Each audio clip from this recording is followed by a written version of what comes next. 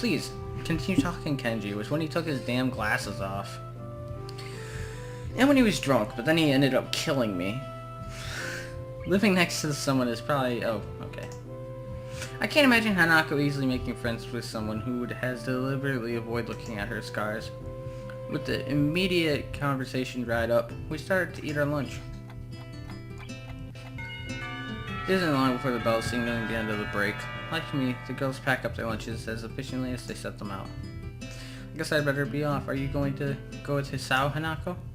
Hanako looks up at me, and for a second I can see that she is considering skipping class, maybe just to avoid walking into the classroom with me. Yes. I don't know what to think of it. Hanako really is delicate to the point of breaking if looked at in the wrong way. Makes me a bit nervous too, but I push the feeling aside, trying to be as natural as I can. I should hurry then, class has already started by the sound of it. Lily gives a nod of farewell as she bends down to take her cane, and Hanako and I fall out before her. We walk quickly down the empty halls to our respective classes. As we reach the door to Lily's 3-2, she turns towards me. Hisao, thank you for sharing lunch with us today. My pleasure, Lily. With that, we part ways, Lily entering her classroom and leaving Hanako and I to make off to our own. She's still looking like she wants to run away. So, do you really want to go back to class now? Yes. Okay then. I feel like I should say something more to her, but it's hard to come up with anything that would be appropriate and safe enough. And Lily was right. The more time we spend out here, the more explaining we have to do. I open the rear door to the class and walk in. The teacher looks up at me and opens his mouth to say something. However, as Hanako follows me and closes the door, he simply nods to us and then continues his lecture. This is the third time that Hanako has had her truancy practically ignored. There's definitely something going on here. It's because she's very shy, bro. We make our way to our seats, and I notice that Misha and Shizune are both missing as well. I wonder if it's some form of informal agreement with the staff, or if it's a perk afforded to the unique students of the school. Try to make little disturbances I can. I extract the relevant textbooks from my bag and start catching up. The class goes on quietly. The teacher seems like an okay person, despite the weird first impression I got, and the material is relatively interesting. More drink.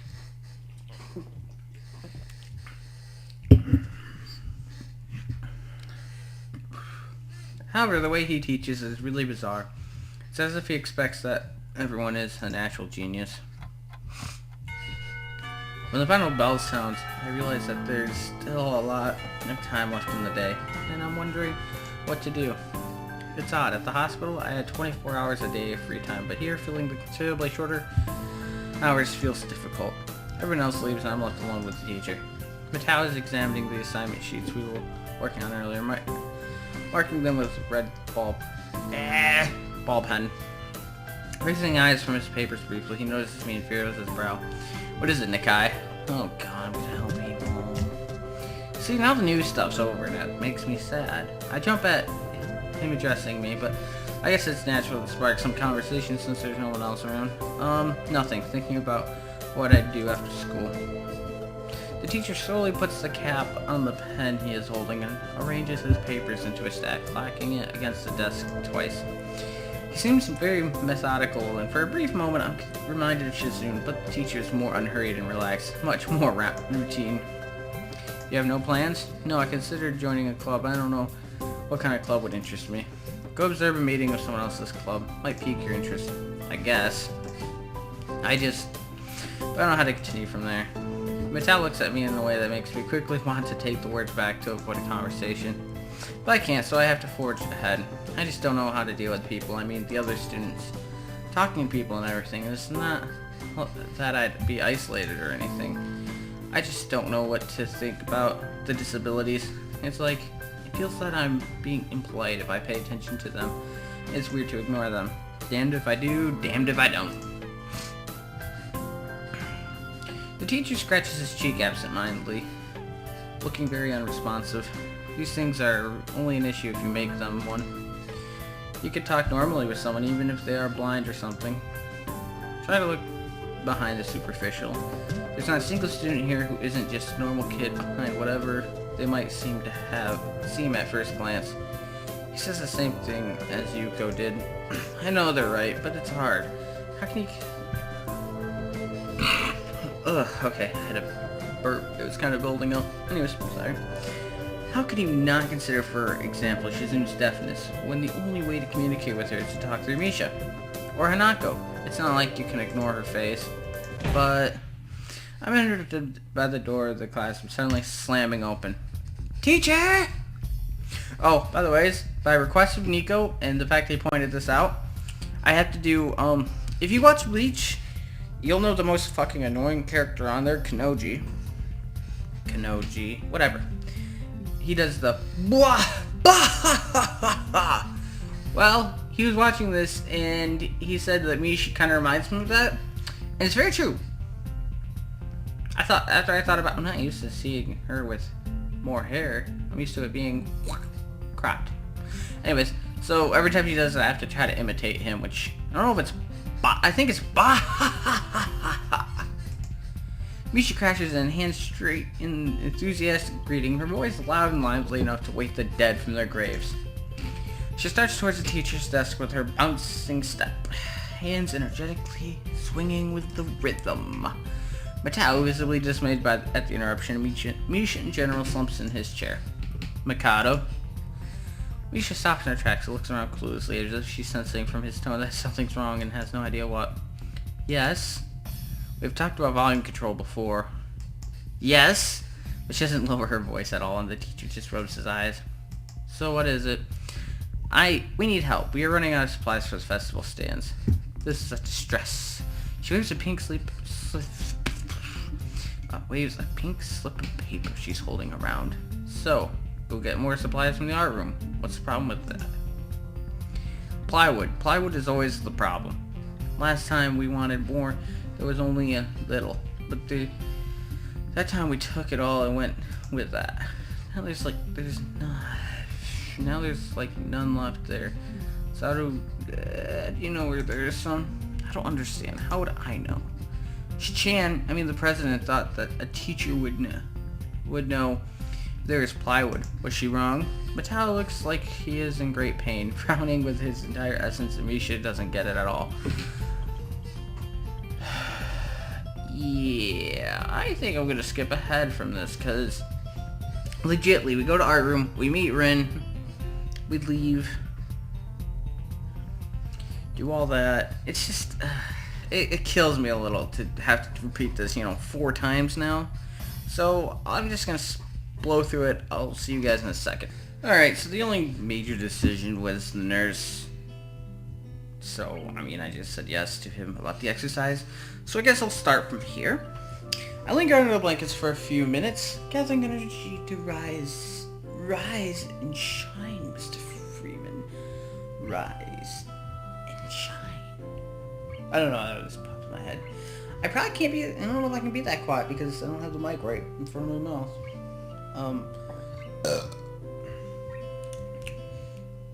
Nice. Anyways, I linger under the blankets for a few minutes. Gathering energy to rise up while making excuses for why I already have it. Honestly, I wouldn't mind staying here for all day. School is surprisingly exhausting after a long pause, and the culture shock still has not faded, I think. I agree with college, for me. That's why I don't go that often. I go often enough, just very, I'll skip. I don't have problems with missing class. Most of what I can do is learn class. Still, despite getting an impression that skipping class is easy here, I don't think they are going to let me get away with this that easily. And the nurse is bound to keep breathing down my neck and talk of exercising as well. So eventually I do rise up, swallow the morning medications, and put on my old soccer clothing, and I'll stay.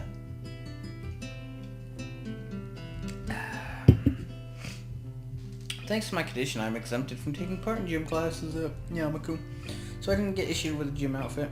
I'd ordered some to cover such a contingency, but wearing my old soccer clothes is kind of nostalgic. I can't use them for that anymore, so maybe they can get a new life this way, a bit like me. After all, if I'm going to start taking care of myself, I can't afford to slack around. I'll start from the basics. Basics, which include keeping the rest of my body in shape, along with what I can do to strengthen my heart. Whoops. I meant to click and I hit the scroll wheel. Maybe then I can go back to something approaching a normal life. Or at least, I should just skip to the decision of whether to push on or to stop. Fuck.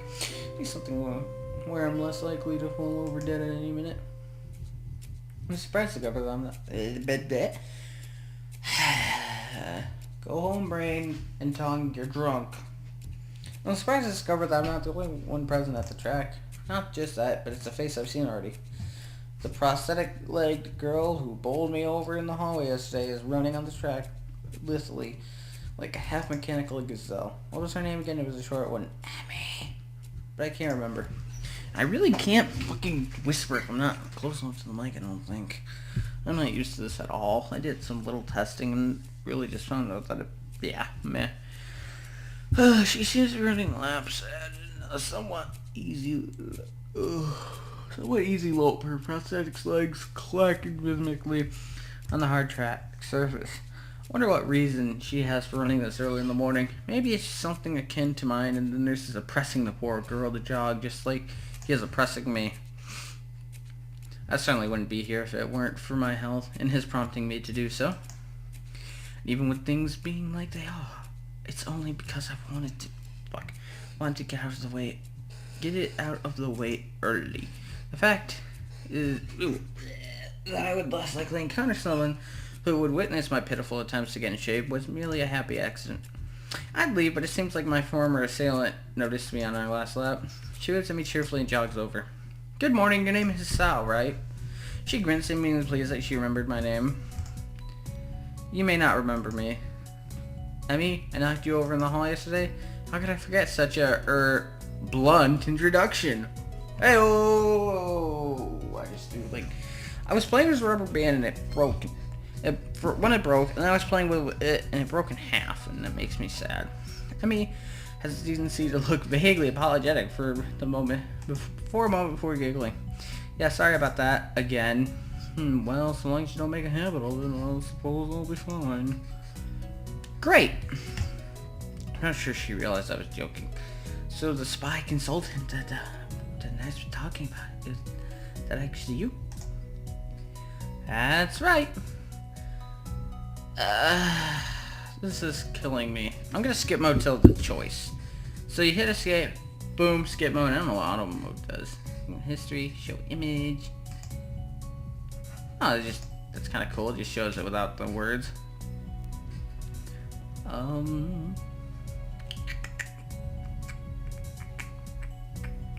just save. Why not? Quick new save state. Because I want to know how long I've been playing. 32 minutes. And some of that is skipping and not recording those. Yeah, so click skip mode. Boom. See, look how long I'd be doing this. Wait, whoa.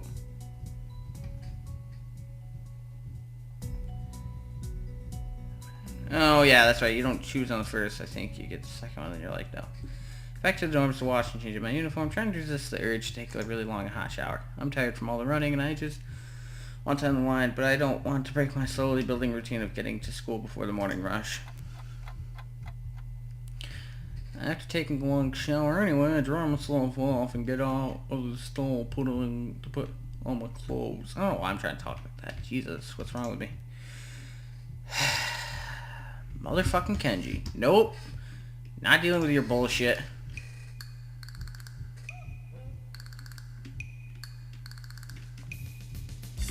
Look how much time you kill talking to Kenji. Nope. This is time I'll never get back. See? Even Hisao is agreeing with me here. I'll get him for this somehow. But right now I have to get to class. I'm the first person in class today, although I think I'm a little too early. Then again, sitting alone here for 20 minutes sure beats having to suffer that time with Kenji. The combination of fatigue, frustration, and boredom starts making me feel very tired. I blank out for a second, waking up when my head hits the surface of my desk. Rubbing my forehead, I realize that this is as good a reason as any to stay up for now and stop coming to class so early later. Okay, I don't know. Eventually I hear a tapping noise outside in the hallway, and Lily's tall figure appears in the doorway. She's not in this class, and so she must be on here. Must have some other business. Maybe she's looking for a Hanako. Lily stops at the door, looking hesitant, as if she was a vampire who can't come in unless invited. I consider doing so because she looks rather lonesome standing there. She steps in on her own accord, though, after straightening her skirt and shirt collar, as if it was important to look prim when entering our classroom.